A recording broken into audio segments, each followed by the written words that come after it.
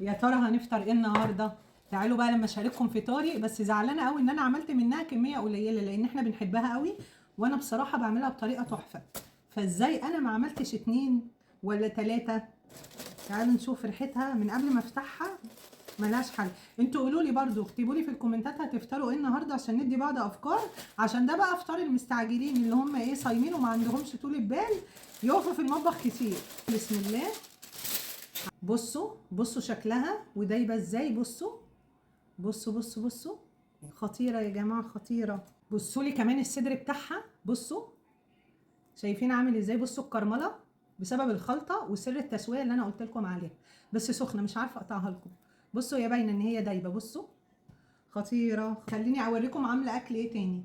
عملت بقى مكرونه جنبها بالصلصه، بس لسه بقى هغرفها في اطباق. انا كنت بقلبها هنا، لسه هغرفها في اطباق. تمام.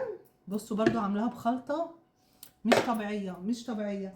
وعملت سلطه خضراء، وعملت بطاطس محمره لسه برضو هغرفها في اطباق.